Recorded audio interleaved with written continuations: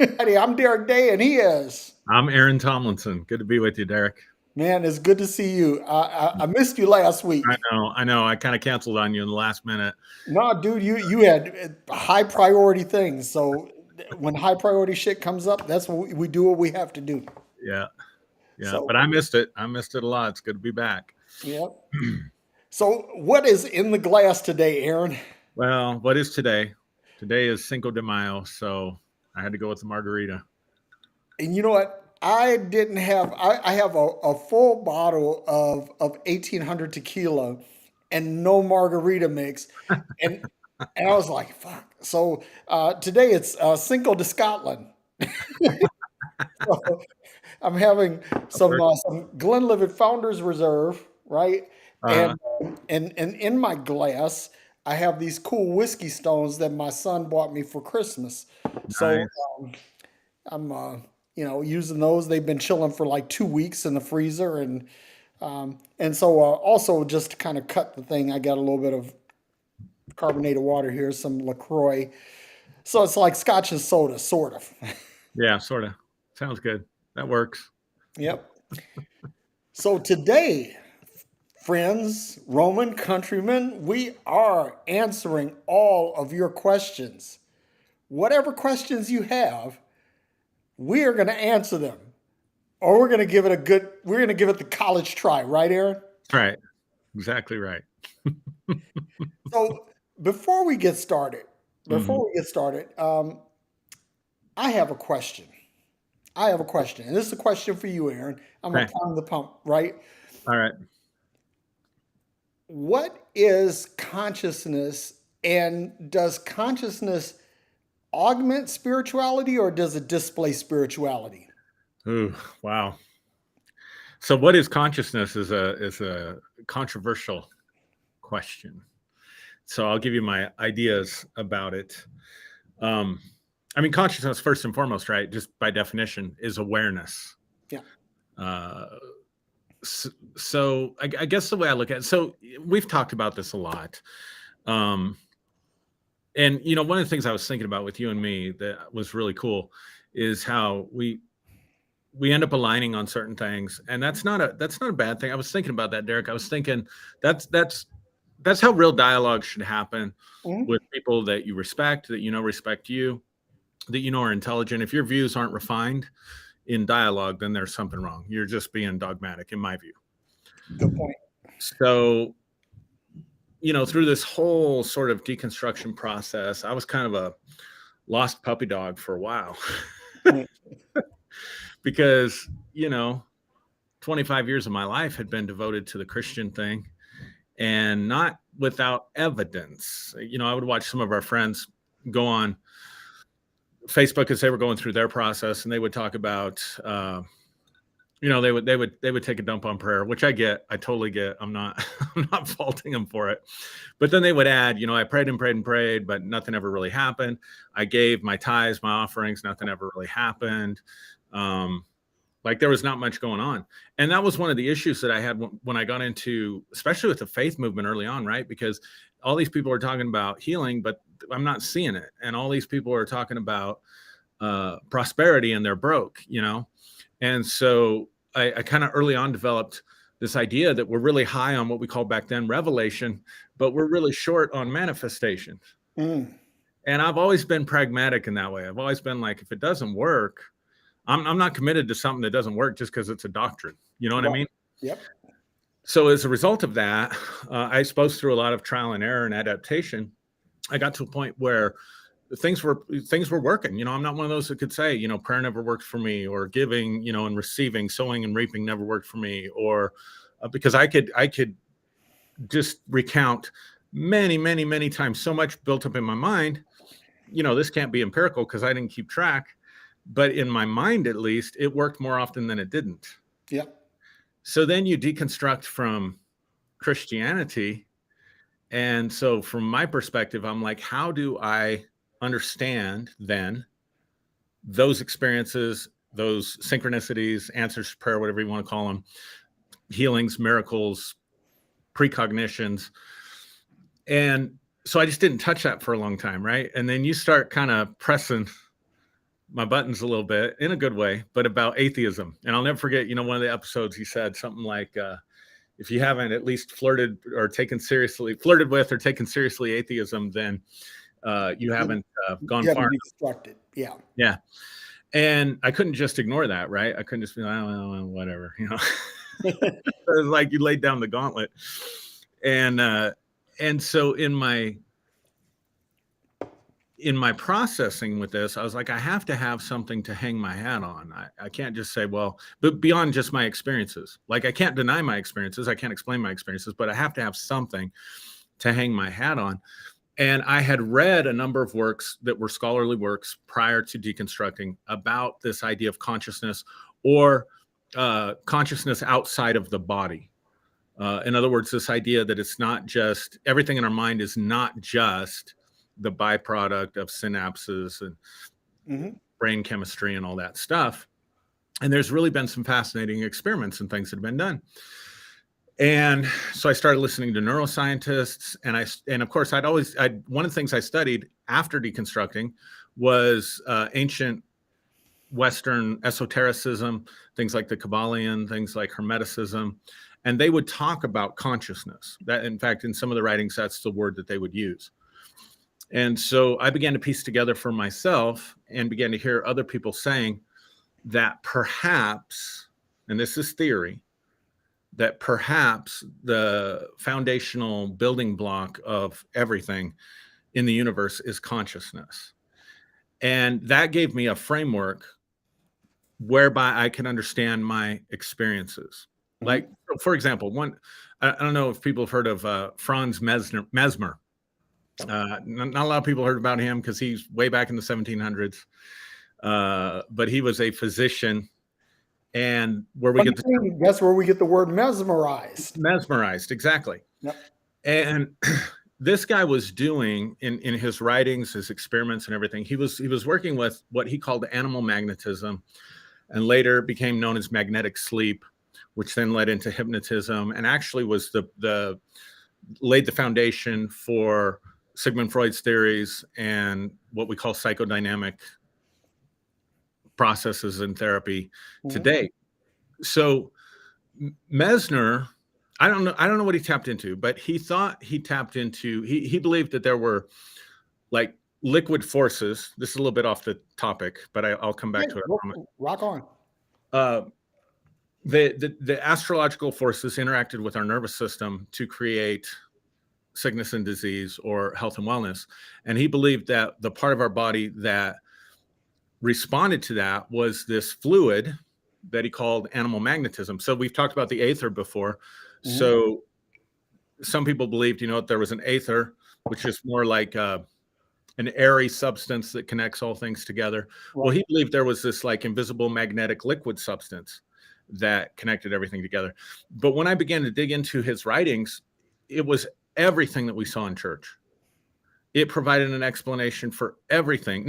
I'm not saying it was the right explanation, but it was an explanation outside of God confirming his word with science following. Yeah. And at the end of the day, I'm still not sure, because he got excoriated by the academies, and he was wrong in his theories about why his methods worked.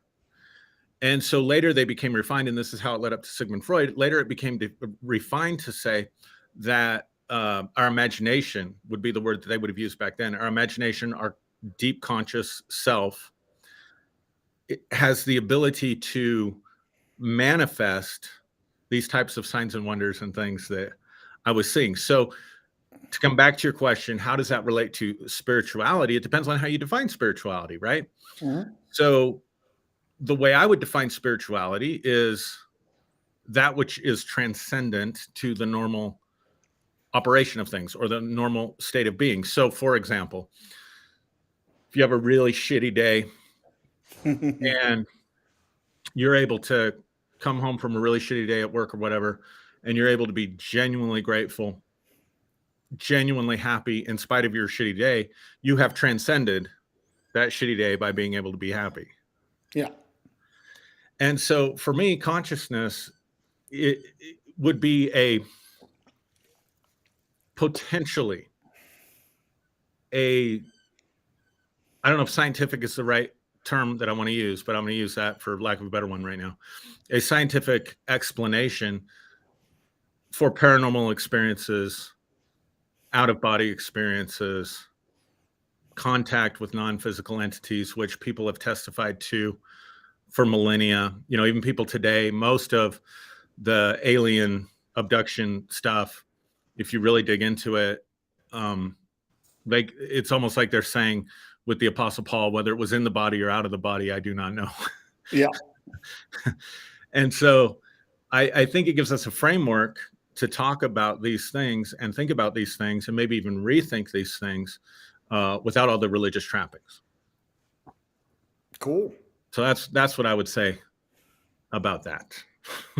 You know what? I thought about what you were saying about application. I always say that the spiritual revelation without application leads to spiritual constipation. And so for me, I had to get a spiritual enema, right? Yeah. Because I had to clear myself of all the bullshit, right? Right. And empty out my spiritual bowels, if you will. And I know that's kind of gross, you guys, but bear with me because listening to you and talking about consciousness, because I understand, you know, I'm all about logic and reason. That's the atheist mantra, if you will, right? Sure. Logic and reason prevails over everything. But there are things that logic and reason don't have an answer to. Now, this is not to say the science will never have an answer to it. It's just Correct. that we don't right now.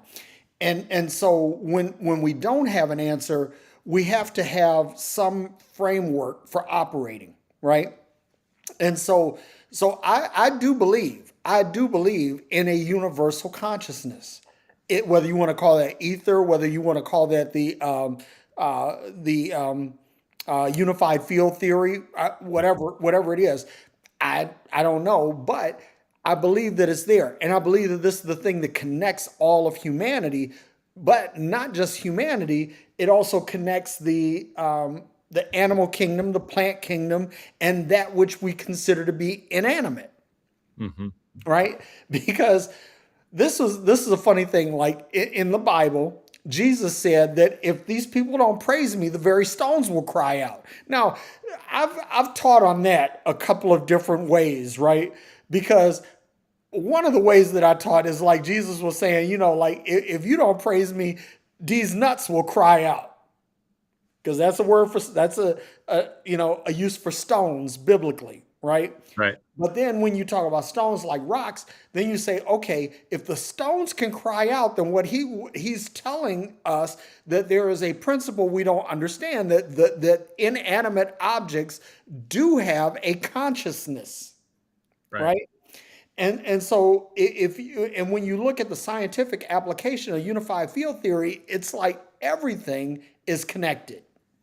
So, and this is why when people die, and you told us the story about your mom when she died, and she was coated in this multicolored fabulous garment, right? This wasn't some figment of your imagination, Aaron. This was a real experience that you had, and I honor that. I respect that.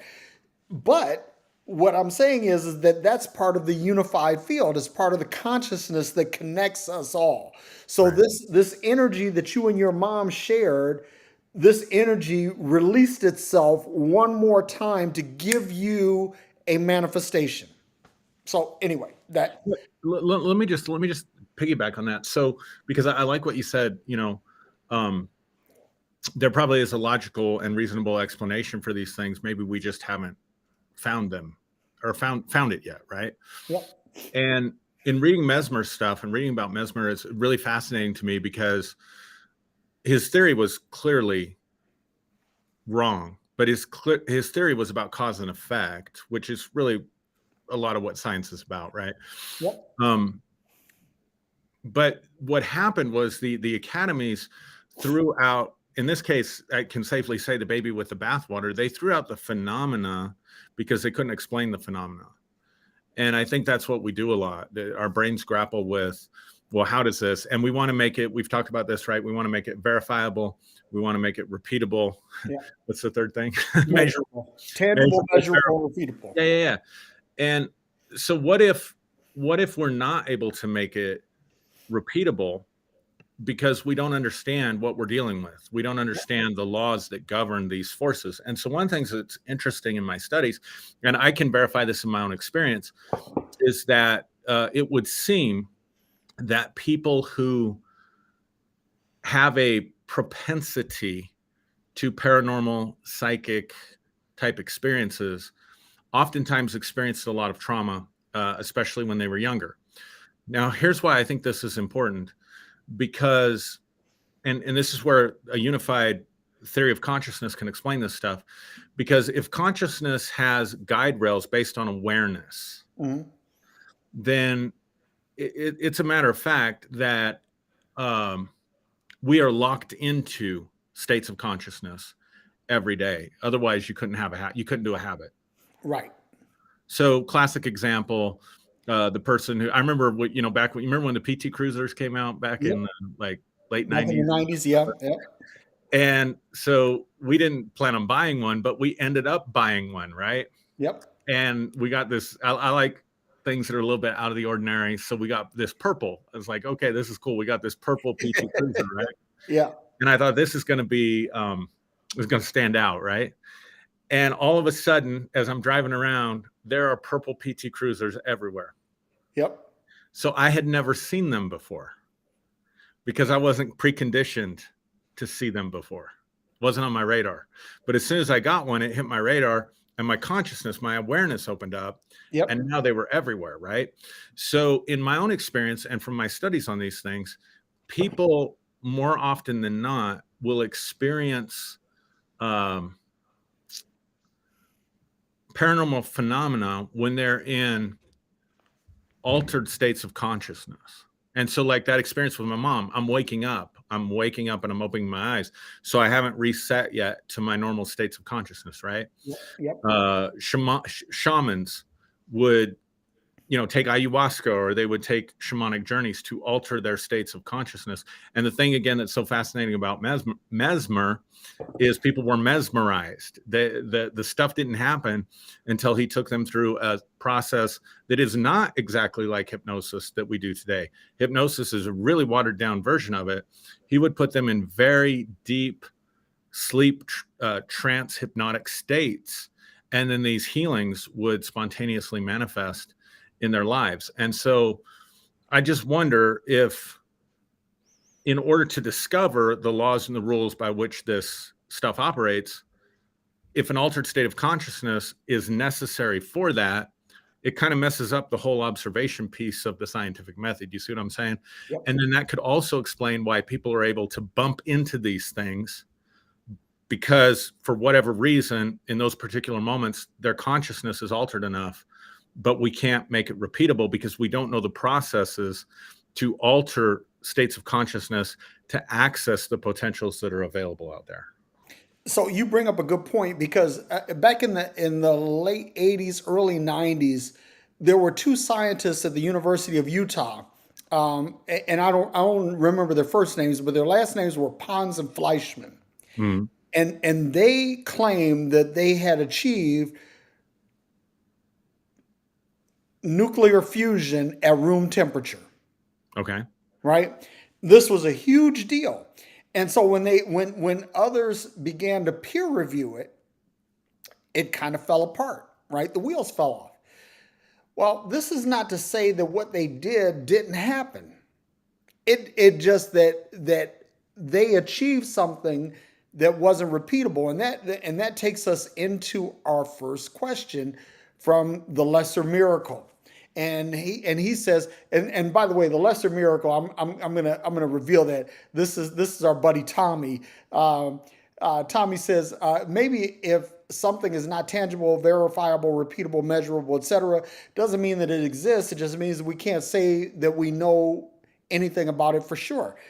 And that's exactly right. I mean, like there are going to be things, even in the scientific community, you might posit a hypothesis and you say, okay, I think that this is, or I think that this will be, and you run it through tests, right? You test this hypothesis. You present your findings to the body of peers. They review it and they say thumbs up, thumbs down, right?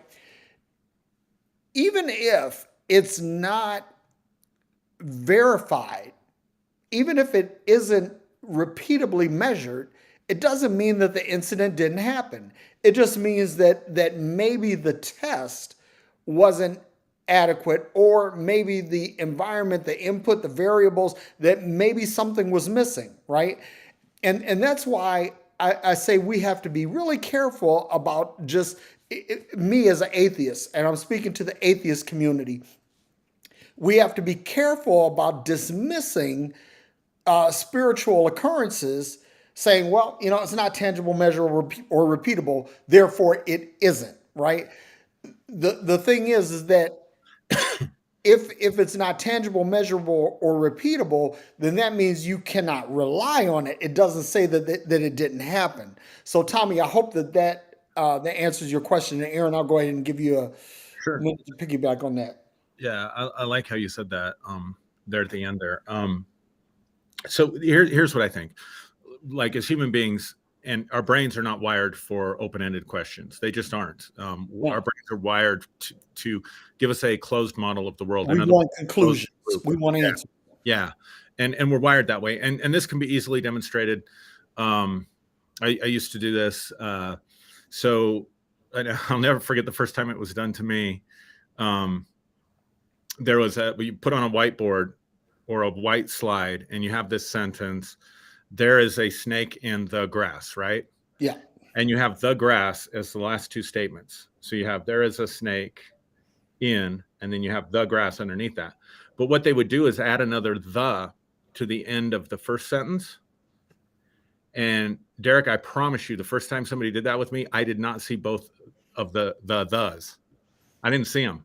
Wow. And the weirdest thing was I was taking this online class, and I'm looking at the screen, and the moment they said there is another the at the end of the first line, dude, it literally appeared out of nowhere. Okay, repeat the statement again.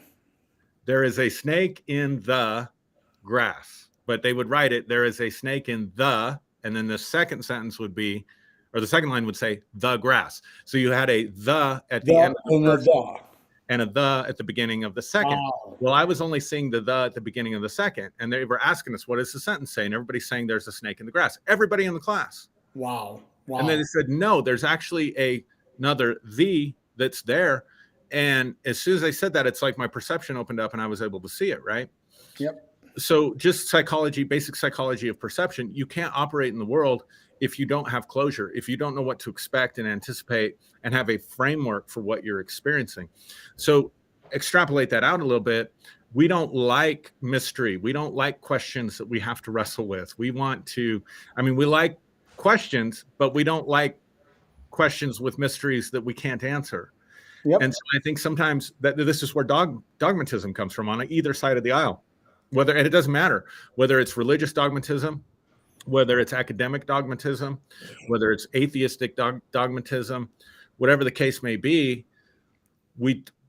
Some of this stuff, we may be years or decades, we may not even find the answers in our lifetime. And so to wrestle with that kind of a question and keep it open-ended and prevent your mind from closing the loop and saying, oh, no, materialism is all there is. So therefore, I'm not going to listen to anything that contradicts materialism, or Jesus is all there is, and the Bible tells me so. And so I'm not going to open my mind to listen to anything outside of that.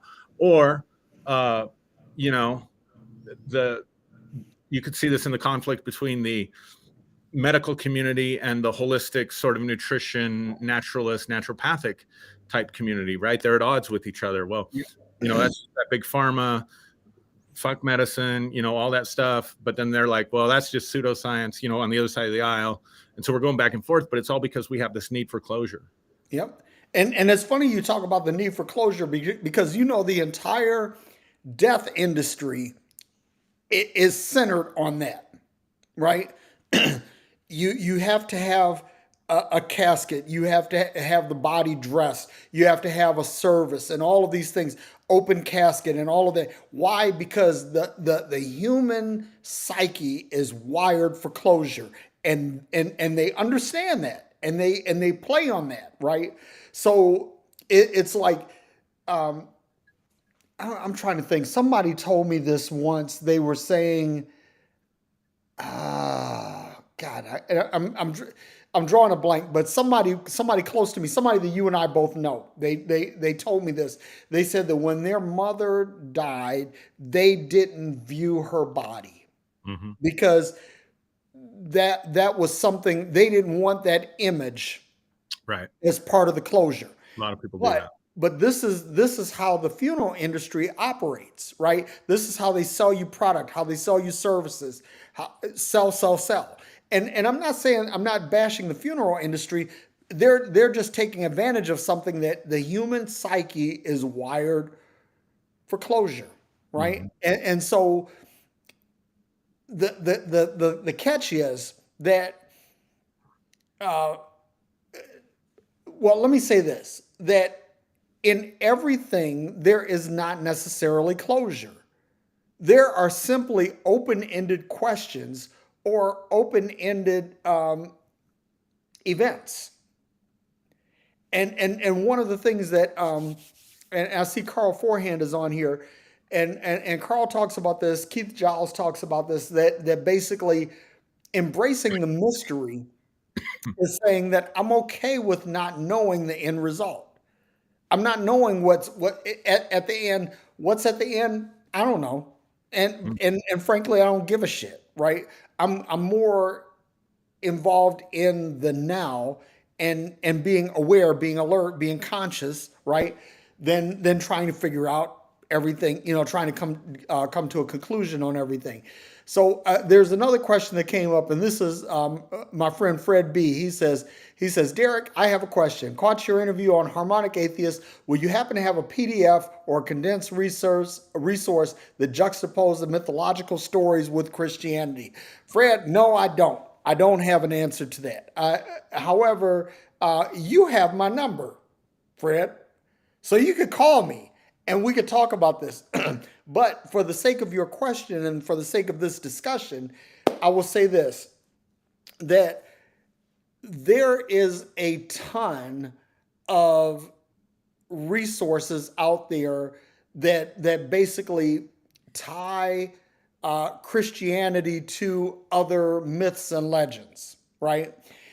Whether it be Christ and Mithra, Christ and Horus, Christ and Hercules, Christ and Krishna, Christ and Buddha.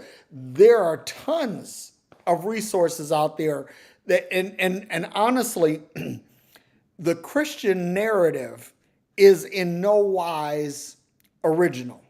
Hmm. There is absolutely nothing original about it. Now, does that discount the Christian narrative?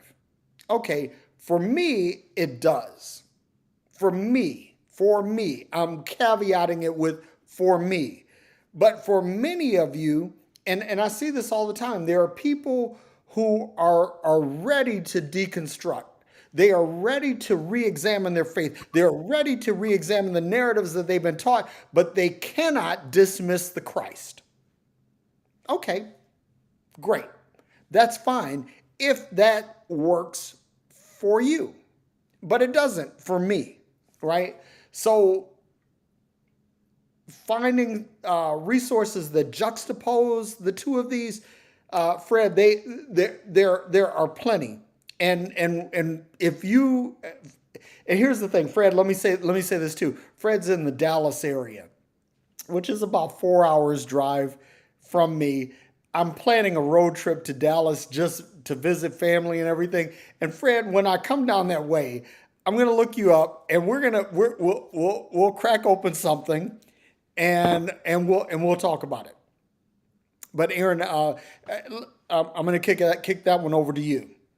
Yeah. So one of the most interesting ones to me when you're talking about parallels is there's a parallel story in the Gospels where Jesus, after he's resurrected, he tells his disciples, they've been fishing all night or whatever, they haven't caught anything, and he Mhm. says, throw it on the other side. And it was always weird to me that there was a number of fish, and it was like 253 or something like that. I think this is in Luke's gospel. I think maybe it's in John's. I can't remember. But Pythagoras, there's a story that predates Christ where Pythagoras did something very similar with disciples that were fishermen. Mm. And that specific number, 253 or 258, whatever it is, shows up in the Pythagoras story. And somehow that number was sacred to Pythagoras and his followers, and it had something to do with the Vesica Pisces. I can't remember all the details. Hang on, 2, 5, and 8 factor into the Pythagorean theorem also. Yeah, so maybe it's 258, but Yeah. whatever it was, that story preexists in a somewhat different but very, very similar form in a story about Pythagoras, and it ends up in the Gospels. So there's some really interesting parallels when you really dig into that. What else we got? So Carl is asking, did anyone ever call you a snake in the grass? Aaron, I don't know whether that's directed to me or to you, but I could say this, that people have called me a snake in the grass because I preached. I was in ministry for 30 years, right? And I was a senior pastor, or I was a senior pastor for almost 15 of those, and a bishop for 10 of those. And so people have said to me, oh, well, you never really were a pastor. You never really were a bishop. You were just somebody that was out here just lurking in the shadows, spying on our liberty, right? And and and so yes, I've been called a snake in the grass. I've been called much worse than that. Um, but here's the thing, right? For someone to accuse me of spying out liberty or never having been what I claim to be is someone that does not understand the pliability or the elasticity of the human mind to change, Mm-hmm. right? That that we all have the ability to change and to grow. And honestly, Muhammad Ali said this. He said that if you are the same person at 50 than you were at 20, then that means you didn't grow at all. So true. You know, in other words, you have to be pliable. You have to, and Aaron, you and I, we've talked about this. We've talked about mental agility Mm-hmm. and the necessity. I mean, not just the ability, but the necessity, the essentialness, the essentiality of being able to change. Here's the thing. We are going to be presented with new ideas, new concepts all the time. And some of these things may not be particularly new. They may be ancient, right? But they may be new to us. And so what we have to do is we have to take this concept and consider it. In other words, we have to bring it into our mental processing and basically mull over the fine points of it and determine whether or not this is something that makes sense. Is this something that I should consider or I should dismiss?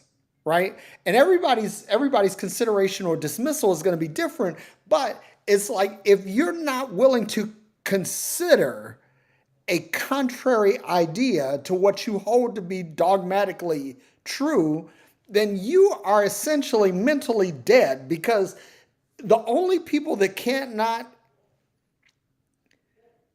contemplate a new idea are the dead.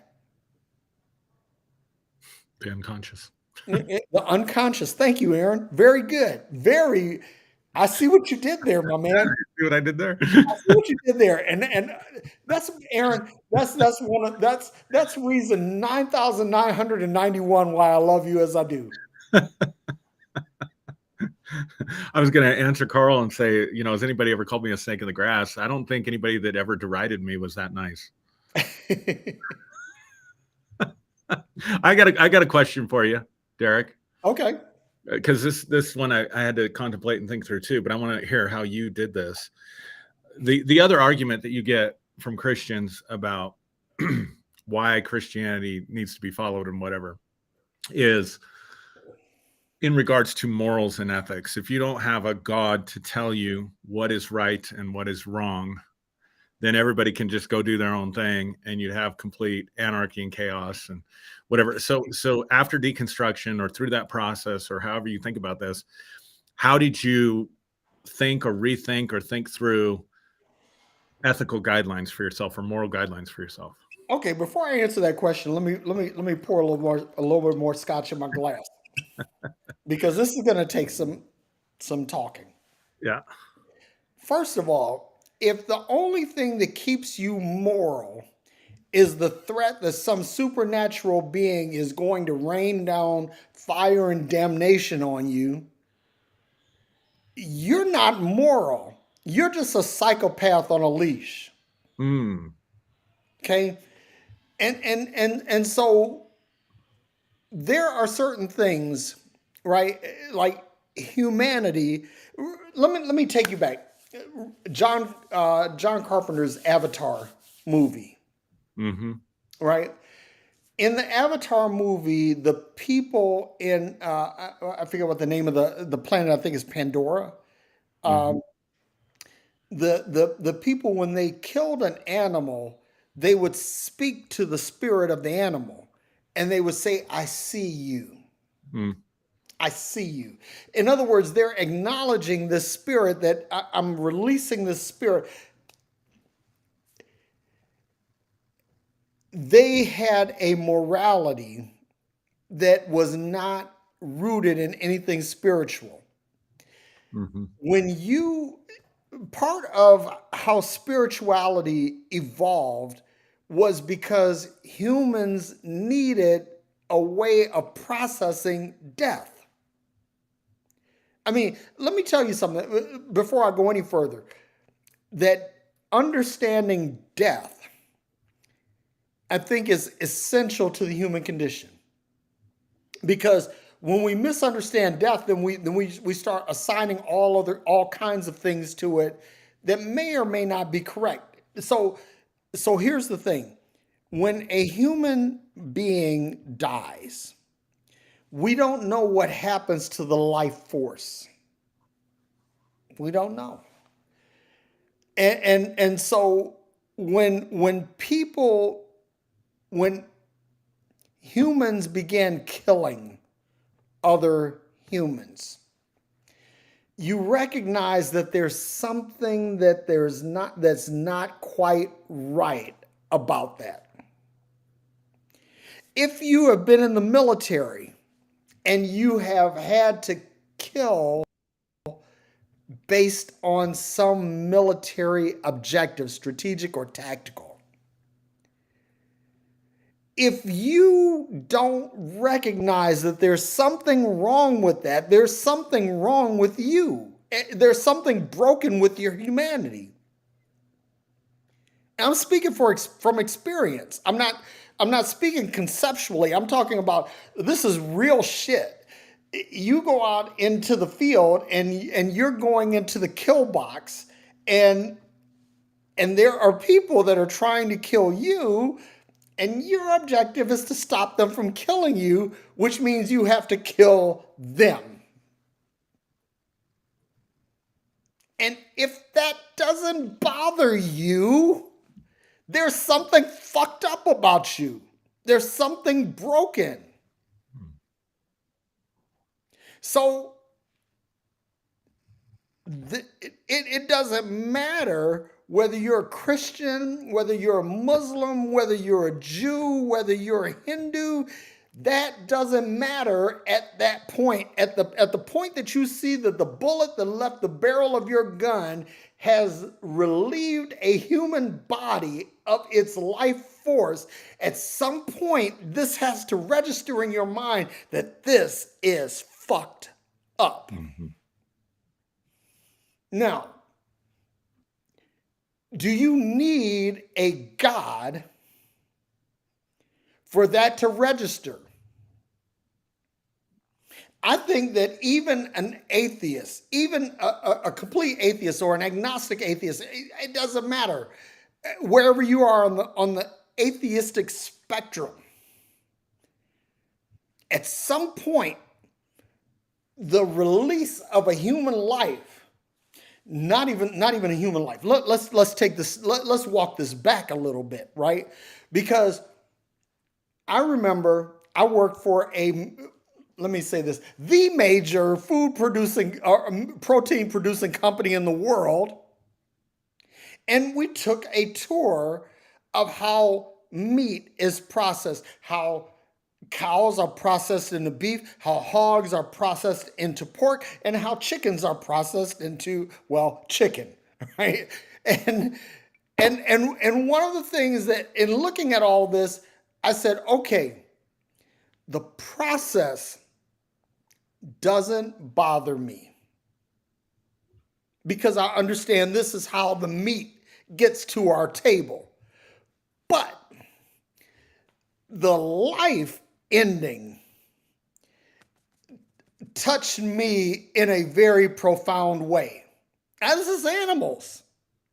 And you can apply this to anything. You know, you want a chinchilla coat? Okay, great. How do you get that? How many chinchillas have to die Mm, for you to get that fucking coat? How many minks have to die for you to get that stole? mm. Right? If the taking of life does not bother you, you are a fucking psychopath on a leash. If you need God to give you guidance, I don't need God for morality. Let me tell you something. I don't steal because I don't want anything stolen from me. I don't need the 10 commandments. I don't need a Bible. I don't need a God. Committing trespass against person, raping, hitting, harming. I don't need a God for that. I know that this is something I wouldn't want done to me. So therefore, my morality is based in what I know about my humanity. Mm. So when people say, "Oh, well, you mean to say that we could just do what we want?" No, that's not what I'm saying at all. What I'm saying is that there are basic human tenets. All you have to do is just ask yourself, dear believer, dear Christian, dear Muslim, dear Jew, ask yourself this question: would I want this done to me? And if the answer is no, I wouldn't want this done to me, okay, then that's a good guideline for you not to do it to anyone else. And that is the basic underlying morality. Now, if we talk about the unified field theory or consciousness, right? This is what it is. I don't need God. I don't need a Bible. I don't need doctrine. I don't need dogma. I don't need religion. I don't need theology. I don't even need laws, man-made laws, to tell me that these things are wrong. Yeah, after hearing that, I would say that if anything, religion or belief in that supreme being makes people more immoral. And here's what I mean by that. Come on, man. Because you talk about, you start very basic with murdering another human being. But if you can somehow make that human being less than equal with you or less than a human being, you can dehumanize them in some way, then it makes it go down easier, right? So that's what they did to the Jews forever, right? They dehumanized them. It's one of the scary, scary things about these QAnon bullshit theories that are running around about reptilian aliens and who's a reptilian alien in human skin and who isn't, because you're dehumanizing a group of people, not even in this case based on their ethnicity, but based on their ideology. Yep. And that's a really, really scary thing. So if I think my God is going to torture you in hell anyway, then it makes it much easier for me to be unkind to you or to commit atrocities to you. I was watching a thing on Twitter today where the head of the Satanic Temple, Lucian Grieve, Lucian Greaves, I think is his name. He had Yep. recently hit my radar for some reason because he was in the news. And Greg Locke, Pastor Greg Locke. Oh, that fucker. I'm sorry. Yeah, no, it's okay. He starts coming at Lucian, about his Satanism and that kind of thing. And then what was so funny was that on his Twitter thread, Greg Locke and some big name Baptist preacher that I never heard of, they start going at each other and they're hurling insults at each other. I mean, things like you're just a bitch and you're a false teacher and you're demonized and all this stuff. And Derrick, I I understand that there was a lot wrong with the church that I did not see when I signed up. But I never saw that kind of stuff. I never saw like a preacher just being downright hateful to someone else, and Another Christian. nobody bats an eye. Like this is how we do it today. It's just it's an amazing thing. So all of that to say, I think you could argue, or let's take karma. Let's pick on the East for a bit. Yep. Um, Yep. if I can justify greed, do this in Christianity too, because I'm blessed of God and I'm favored of God, or I have good karma from past lives, and if you're poor, then that's just your bad karma that you did, and if I help you, then I'm messing with your karma, and by messing with your karma, I'm going to mess up mine. And so we can justify all kinds of behaviors that an atheist would not be able to justify by virtue of our religious dogmas that we're clinging to. So it's just a fascinating discussion there. No, it really is, and it's funny. Like on my public page right now, right this minute, there's an ongoing debate between a Muslim and a Christian, and there's also a rabbi in there.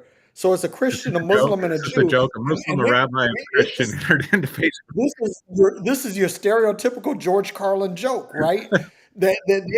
Basically, and these guys are all going on at each other, and I'm thinking about, and I posted, I said, one of the things that I love is watching religious zealots go at each other in real time. Yeah, That you know, but there's another question here that Marietta asked, and I put this on the screen. Thoughts on euthanasia, assisted suicide after your deconstruction? Aaron, I'll take it. I'm going to give that one to you Even first. before my deconstruction, when I watched the slow, painful death that my grandfather died, I had to rethink my position on that. Um, when I watched my father go through a very slow, painful death, and from both sides, I mean, the suffering of the person who's dying and there is no hope, but also the family. I remember my mom, it was very important to my mom that she be present when my grandfather died, when he passed. So she was literally killing herself, not sleeping, and trying to be by his side every extra minute that she wasn't at work or whatever, and then being anxiety filled at work and whatever. Like, it just makes sense to me. I mean, we do this with our animals when the end comes. So my personal take on it, I think it's cruel. I think it's very cruel that we don't have a well thought out ethical method of euthanasia in our culture. So that's what I would say about that part of it. Go ahead, Derrick. No, like one of my favorite characters in recent history is Jack Kevorkian. You know, and let me say this because I have to frame this in my radio talk show host mindset of the 90s because I had a radio talk show host in a major market, in a major time slot, and I had major Nielsen ratings, major Arbitron ratings. And during that time, Jack Kevorkian was a coroner in Macomb County in Michigan, outside of Detroit. And what he was doing is he was offering people assisted suicide options so they wouldn't suffer in their transition. And so there is another hero in this, Jeffrey Feiger, who was his attorney at the time. And Feiger had a reputation of being a bit of an ambulance chaser, but in this particular case, he did a lot to actually move the needle concerning assisted suicide and euthanasia. Because I believe that if you are going to die and you know that you're going to die, then you have the right. Let me say that again for the people in the back. You have the right to die with Yeah, dignity. I agree. You shouldn't have to suffer. You shouldn't have to go through all the motion. Let me say this. I've told this story many times. I am a widower. I was married for 5 years in the 90s. My wife died in 1994, and she suffered. She suffered, and she had reached a point where she really didn't want to be alive anymore. And so, if assisted suicide was an option, then she would have taken it. Well, years later, this is 25, 26, 27 years later, her mother is sick and she's at the end. And this is the funny thing, because this happened. This is part of my transition into atheism, because it was like at the same time that she was sick, my dad, my biological father, was sick. And so I saw everybody praying for Florence, and I saw everybody praying for Dickie, and I was able to look at the quality, the quantity, the volume, the velocity of all the prayers, and it was about the same. It's about the same. It's about a wash. Florence died. My mother-in-law. I mean, I called her mommy, and she died. My dad lived. Now, and if you looked at the quality, the quantity of their life, and how they lived before Christ and how they lived after Christ, all of that's a wash too. And I'll never forget when mommy came home from the hospital. We had a call, family call. And all of us, we're on there praying. We're lifting up the name of Jesus. We're decreeing and declaring. And I never forget, this is burned into my fucking psyche, how she cried out. Mm. I could hear the pain in her voice. Now, if we had the option of dignified death, she understood that her time was up.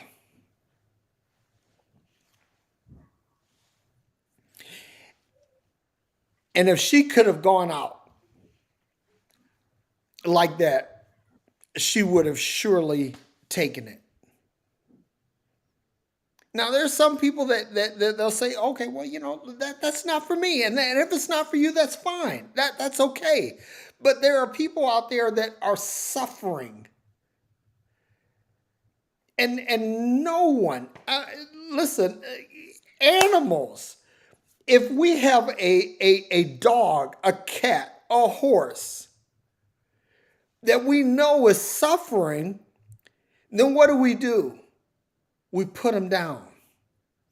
Facebook, social media is full of posts of people who put their pets down, and they say, we had to put Fluffy down today. We had to put JoJo down today.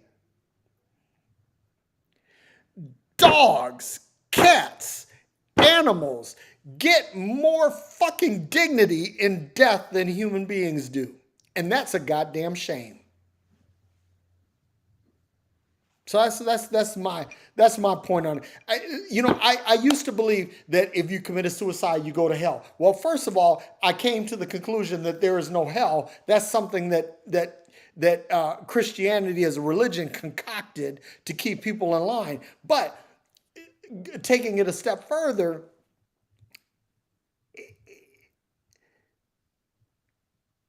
if someone and I have this happened to me in the last year, in the last 12 months, two of my nephews chose to end their lives.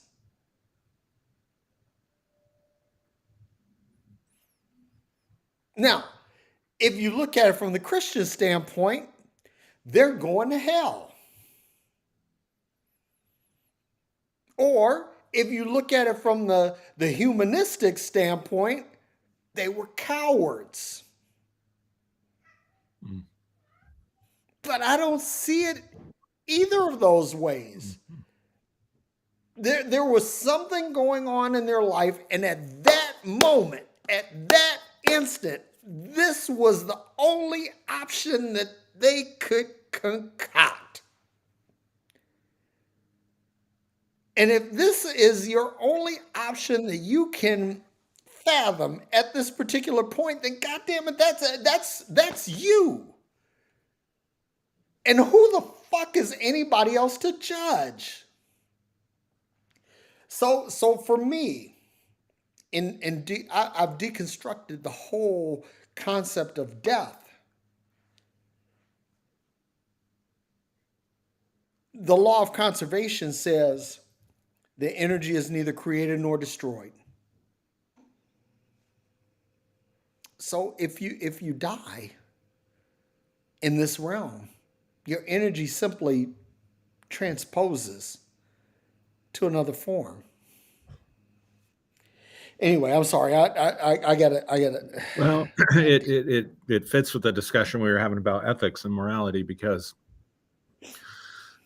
again, as a Christian, when I was, the logic of life on the birth issue, pro-life issue, and death, euthanasia or physician-assisted suicide.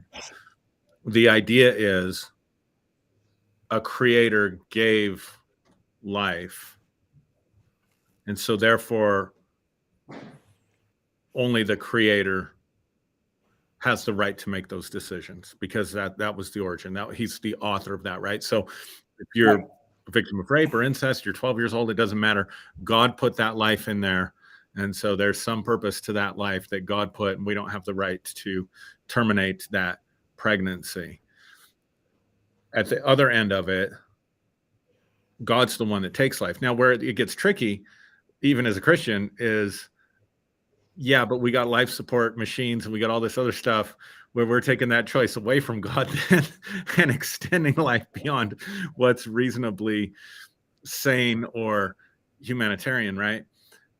Yep. Think about this. If none of that's true, then we're making what we're calling a moral decision based on a false premise and allowing people to suffer more than our dogs, allowing people to suffer more than our cats. So which is more immoral? I mean, from a certain perspective, you can look at that and say, because of your belief in God, you're actually treating your dogs better than you're treating your loved ones that you should be honoring. You're treating your dogs better than the ones that actually gave you life. In this case, your mom or your dad or your grandma or your grandpa or whatever the case may be. You see what I'm saying?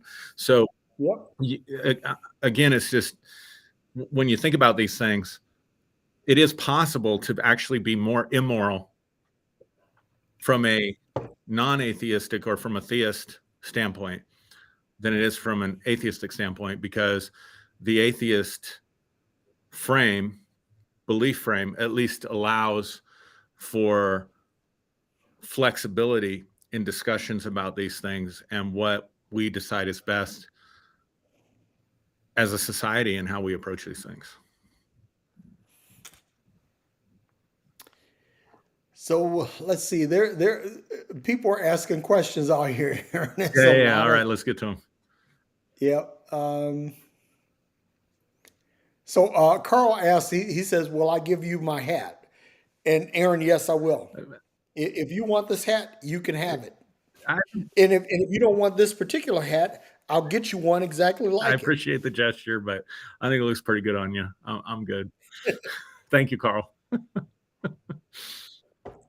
Yeah, Carl likes to fuck with me about my Yeah, hats. no, I have this one tan hat that he absolutely hates.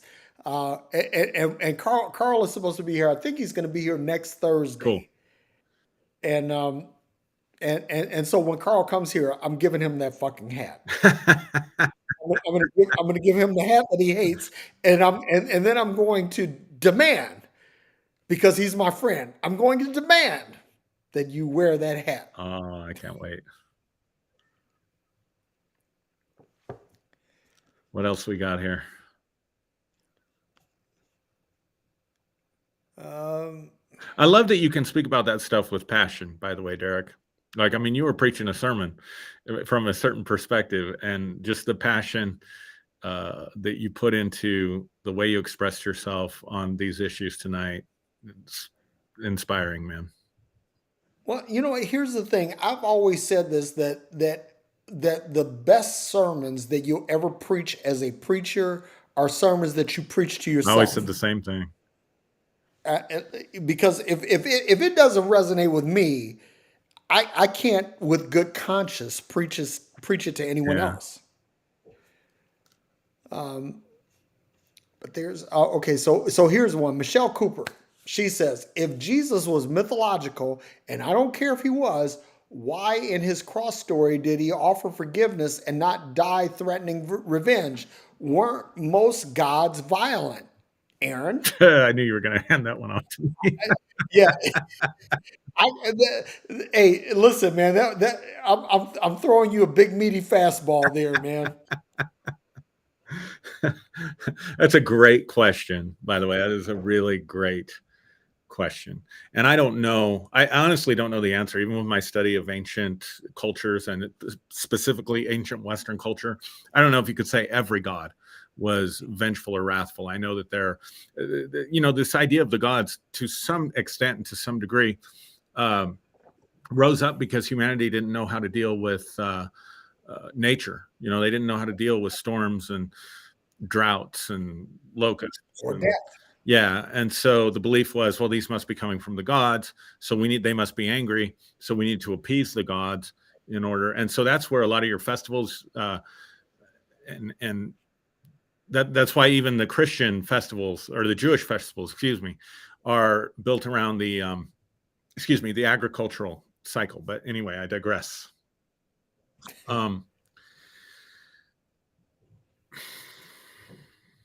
I have some issues with this ubiquitous idea that we have a moral obligation to forgive, or that it's even always in our best interest to forgive. Yep.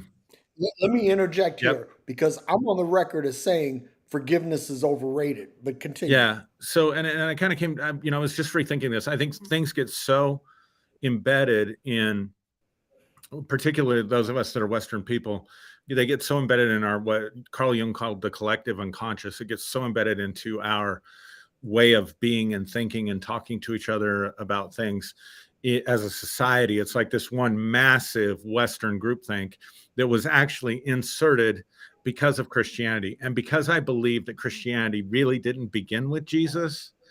And I don't think that probably, even if Jesus did exist and was crucified under Pontius Pilate, I'll concede that point to the historians. Fine, no problem with that.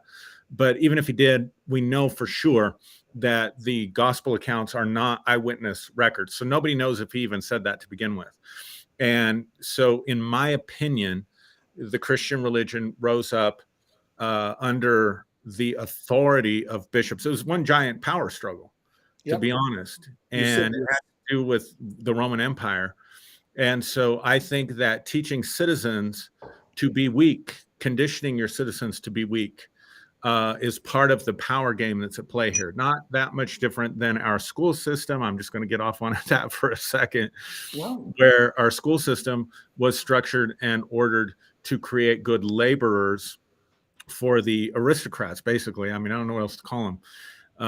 We needed a labor force. And so much of what's still in schools today is designed to condition the labor force to be good laborers so that we don't have problems with them later down the road. So I think a lot of the stuff that's in the scripture that Jesus said that we attach virtue to, like forgiving your enemies, like turning the other cheek, like if someone asks you to go 1 mile, go with them 2 miles. I think that everything has a context. Yep. Everything can be treated on its own merits. Certainly, if I'm sitting here just all eaten up with resentment and bitterness, it's going to be to my advantage to forgive for my own quality of life.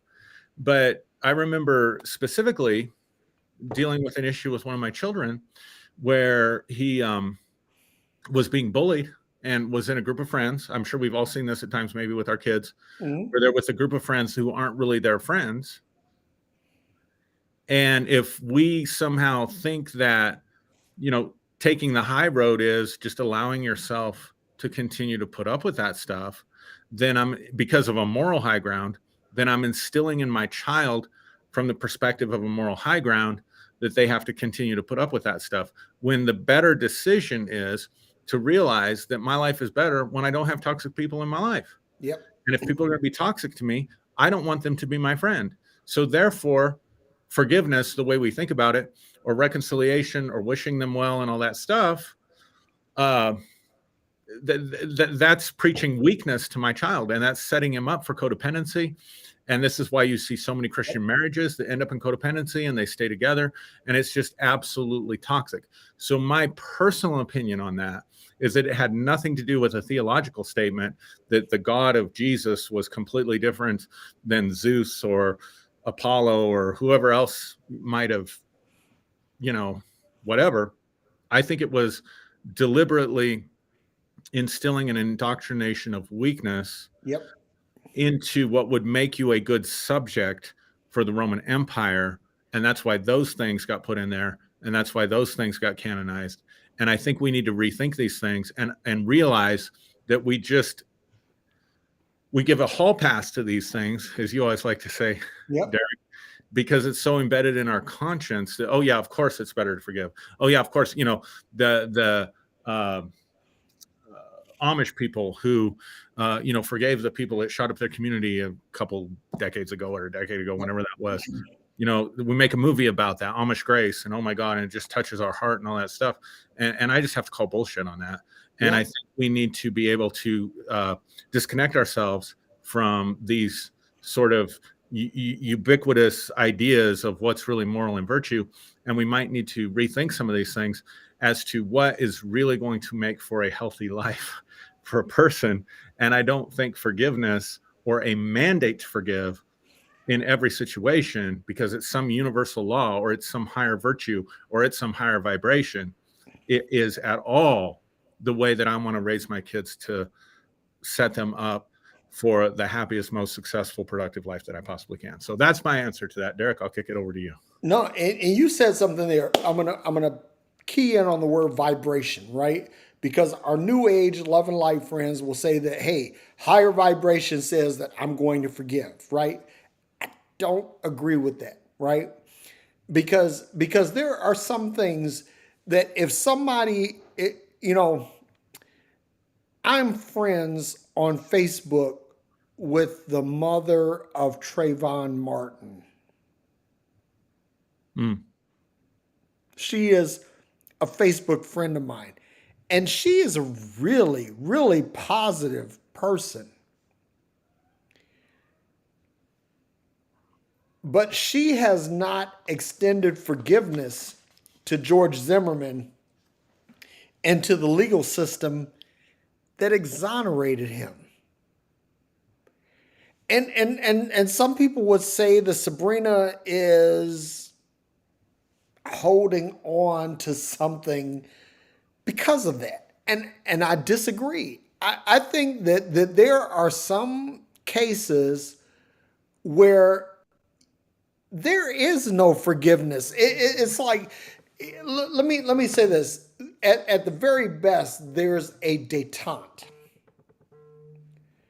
that you could say, okay, I acknowledge your right to exist. I acknowledge that you are here. I acknowledge all of these things, but I don't forgive what you've done to me.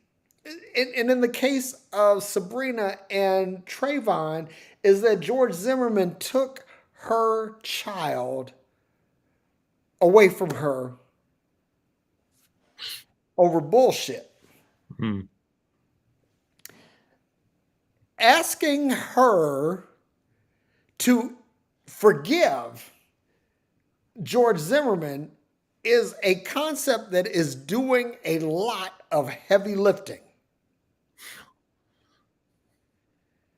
And I just I'm like, if if someone hurt my feelings and I choose to forgive them, great. And we've talked about this before, the difference between hurt and harm. Hmm. If someone hurts my feelings, if someone has hurt me, I can maybe forgive, maybe forget, maybe overlook, maybe deal with what happened. But if you harmed me, if you've influenced or impacted my ability to live my life in a peaceable manner, or taken away something from me that is precious that cannot be replaced, I'm under no obligation to forgive you. Well, sorry, I don't mean to cut you Oh, go off, ahead, man. Kick but in, kick think, in. think about what we're doing here. Think about what we're saying to people. So, if you're not deeply emotionally wounded, then forgiveness is a non-issue. It doesn't even come up.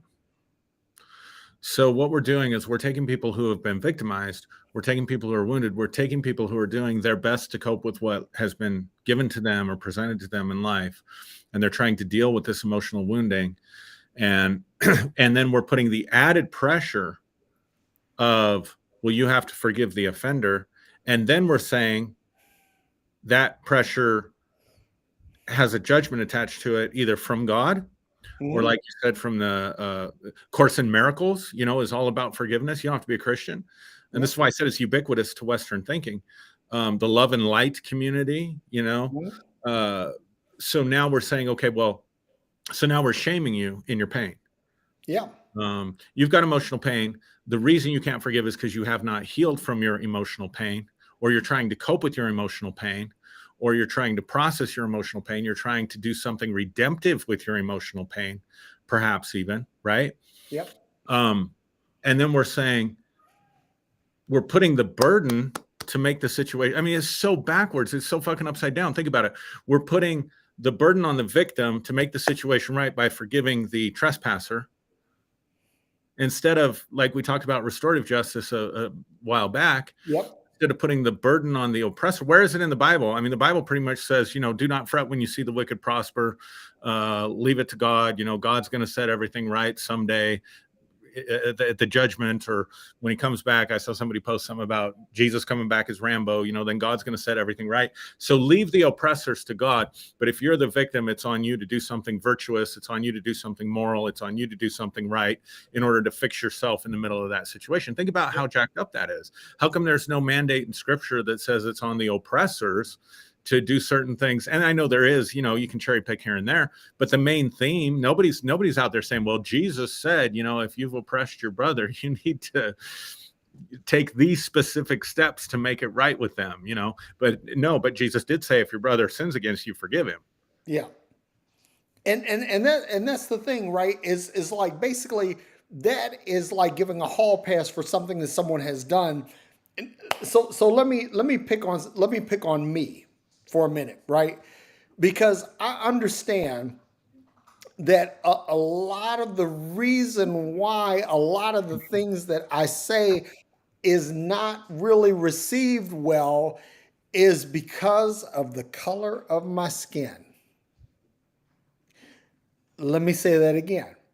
It's not received well because of the color of my skin. I am a black man. I identify as a black man, right? My parents are both Negro under the old, I mean, because if I look at my birth certificate, it says that both of my parents were Negroes, okay? But people look at me and Aaron, I'm looking at you and I on the screen right now. You are actually more melanated than I am. You are darker complected, but you are Caucasian. I am black. Now, here's where I'm going with this. In the time of slavery, slaves were divided by their skin tones.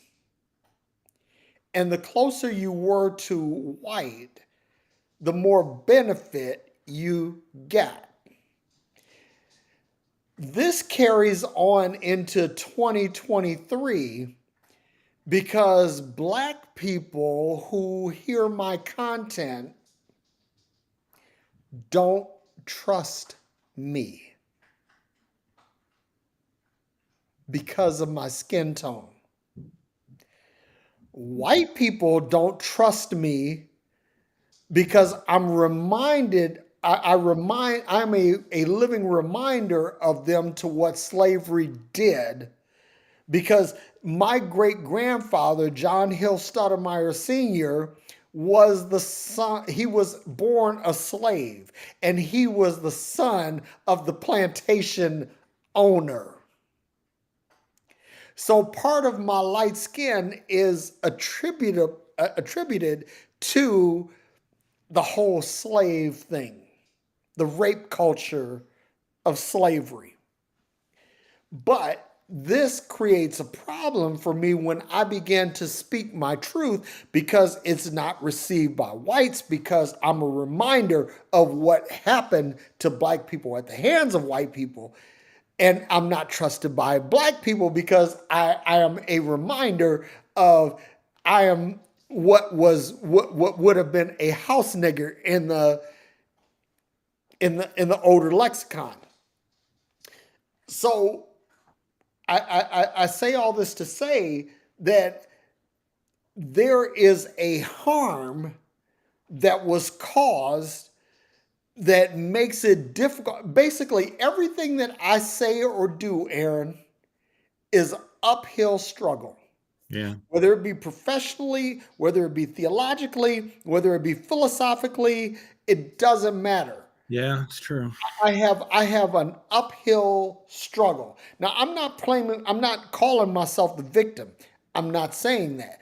But what I'm saying is that I have to plow in ways that other people don't, right? And that is because of the harm that was done. So is it incumbent upon me, because people say, oh, well, we should just forgive all of the ill effects of slavery. We should just forgive it. We should just, this is a bygone era, Aaron. But I have to live this out. Mhm. This is a part of my present reality that is shaped, informed, and influenced by my past. Yeah. So when people say, "Oh, well, you just have to forgive," no, I don't have to forgive. And let me say this: for Native Americans, for Black Americans, and even for some White Americans, listen, there is to just see, and the whole point of the Bible is, and this is where the manipulation and control comes in, because they say, "Okay, well, you just have to forgive." You have to forgive because forgiveness creates docility. And now you're not going to demand, you're not going to place any demand on the apparatus.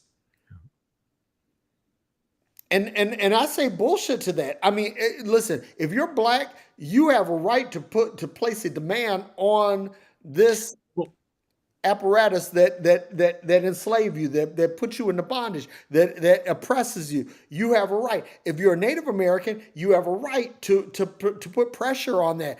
If you're white and you've been oppressed, you have the right to call this out. There are no more. See, this is the thing about religion and Christianity, is specifically, and I'll stop here, Aaron, is that all these give a hall pass to the oppressor. Yeah, I was just going to pipe in on to bring this full circle about the forgiveness question. I kind of direction of personal and interpersonal relation, but the question was, why did Jesus say, "Father, forgive them"? Was he somehow differentiating himself from the other gods? So this forgiveness from that perspective also gives the hall pass to the oppressor, because if it's a great remedy for shame. It's a great remedy for guilt. If I feel guilty about something, if I feel ashamed of something, then I just go to my creator and I say, "Forgive me," and I'm forgiven. I'm washed in the blood. It's under the blood. It's in the past. I'm white as snow. Bam, I'm good. Did nothing to address the problem, did nothing to address the issue, did nothing to address the issue within my own soul. It did nothing to address the issue of the patterns of thought or behavior that caused me to commit the harm in the first place, did nothing to really address why my conscience was afflicted in the first place, did nothing to help me grow or transform as a human being. In fact, it didn't touch my heart at all. No. It gave me a hall pass. So again, on the one hand, we're saying that victims have to forgive the oppressor, basically because God forgave the oppressor, which just lets me to go about continuing the oppression, right? So it's not that different than saying, well, Derrick, it was, I wasn't part of that generation that caused these problems for you. I wasn't alive in the early 1800s or before the Civil War or whatever. And so you see the parallel that I'm drawing. So I don't have to address the actual harm. I don't have to look at systemic racism or how one generation affects and impacts another, how one generation privileges and impacts another. Yep. And I don't have to deal with any of those issues because it's in the past. Same thing with forgiveness this way. So just to bring it full circle to the question about Father forgiving, that's also kind of a screwed up concept when you think about it. It does nothing to really address any issues. Yep. I mean, it's sort of a make-believe. And really, like you said, it's a make-believe. It's there is no restitution, right? Exactly. And this is what I'll say is that there are people that have done me wrong, and they say, "Hey, I want to make this up to you." Mm-hmm. And when they say that, and I understand that sometimes they can't make it up to me, but if they say that that's what's in their heart, then I receive that. And likewise, I remember when I first got into Christian ministry, I went back to all the people that I did wrong. And I said, "Hey, I'm sorry I did this." And there were some people that said, "Hey, I receive I receive what you're saying." And there were some people that say, "Hey, fuck you, Derrick. You did me dirty. I don't give a fuck what you say. There's nothing that you can say that makes this right." And I got it. And I understood. I'm not trying to, press the issue and say, "You need to forgive me because that's the Christian thing to do." No, I get it. I get it. I did some things. I said some things because, before I discovered Jesus, I was really a fucked up person. I was really an angry, bitter, wrathful person, right? And so now, taking away the Jesus component of it, I say, okay, I was fucked up because I was fucked up. And it really didn't have anything to do with religion. It didn't have anything to do with Jesus. And this whole conversation has nothing to do with Jesus. This is a personal conversation between me and thee, right? And I'm trying to make things right. But there can be no true forgiveness without some remediation, restitution, reparation, whatever. right? Unless there's some repentance that goes along with it, because people say, "Oh, well, if you don't forgive, basically you're harming yourself." No, I don't believe that. I believe that this, in some cases, the burn bridge is the better bridge. Hmm. Yeah, But for anyway, sure. any other questions you see you wanna take on? Because Yeah, it's a lot of stuff out here, man. yeah. I haven't seen. I think all the ones that I've seen, I think we've covered. So So Sandra says, and I want to give Sandra a shout out because we're oh, both wearing her shirts. Yeah. Uh, I don't know if they can read that because I don't know how it's translating yeah. on the screen. But thank you, Sandra. Yep. And then at the bottom it says Freeology Freology Friday. Friday. Ben is saying we didn't answer the beer question, so I'll come back to the beer Missed that question. one. But um, let me say this: that when it comes to forgiveness, right?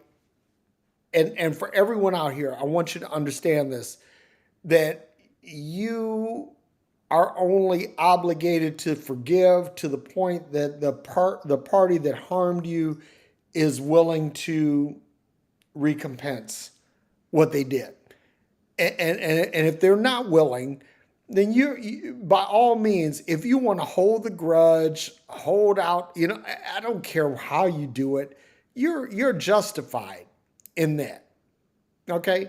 And I'm just going to say that I'm going to give you a license, burn the bridge, torch the relationship, whatever it is, whatever it takes that you need to get peace, get it. Now, Ben, he said we didn't answer the beer question. I didn't So see that.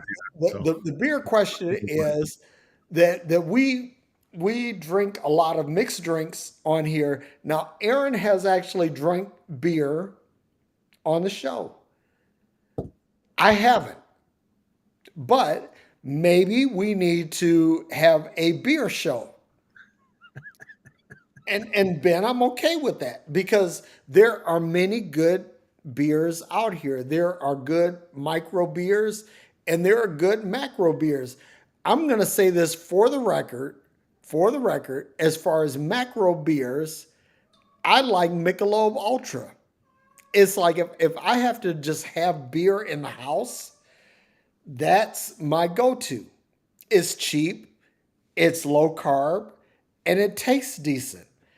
But there are others, there, and I can't think of any of my favorite micros right now because there are so many. But maybe we need to have, Aaron, we need to do a show where it's beer, just yeah, beer. yeah, For people like Ben that don't drink, the hard shit, you know, people that enjoy a good micro beer. And then also we've also drank wine during the shows, right? And we've talked about some of our favorite vintages. But Ben, I hope that answers your question. yeah. Um, Andre the Giant also says that I should run for the mayor of St. Paul. Let me say this about this. My dad lives in Apple Valley, which is a suburb of St. Paul, and one of my dearest friends, and I call him Uncle, which is probably not the best thing to call him because I think that Paul is actually the same. Paul and I are the same age, but St. Paul Peterson, a noted musician from the Minneapolis area, I call him Uncle Paul, right? But if you want somebody who's going to be the mayor of St. Paul, you need to ping Uncle Paul Peterson, St. Paul Peterson, because that's your guy. I mean, and he does Friday Night Funk.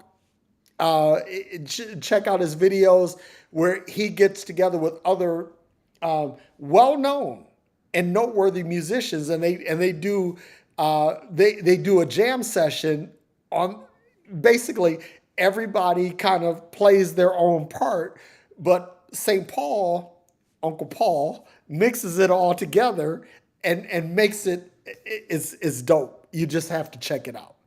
So Andre, St. Paul Peterson, check him out. One more thing. Mazi Ken says, we shouldn't have to put up with abuse to say we are here taking the higher road by just enduring it. I think we covered that. Yeah. I think we covered that.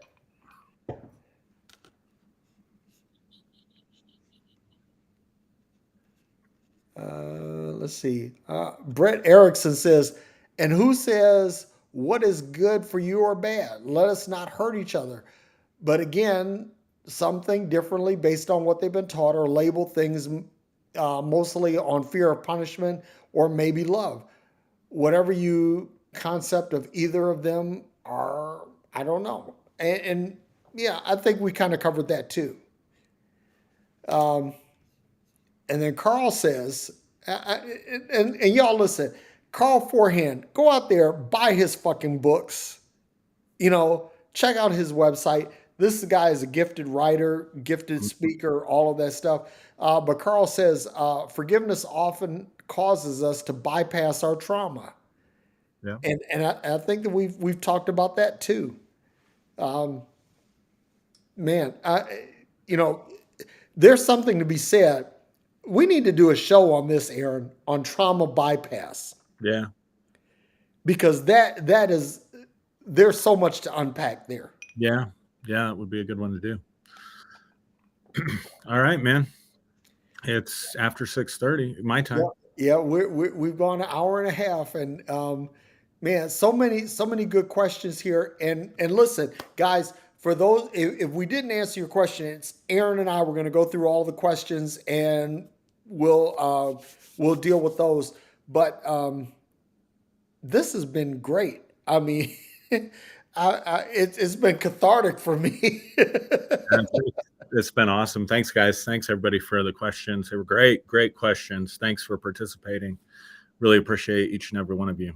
Yeah, I mean it's like a shit ton of questions out here. I'm gonna have to go through all of these, and hopefully we covered most of them. But if we haven't covered them, we'll cover them in the after party. But Aaron, you get the closing, man, as All right. always. All right. Thank you, everybody, for coming to our Q&A. Peace and hair grease. We're out. All right.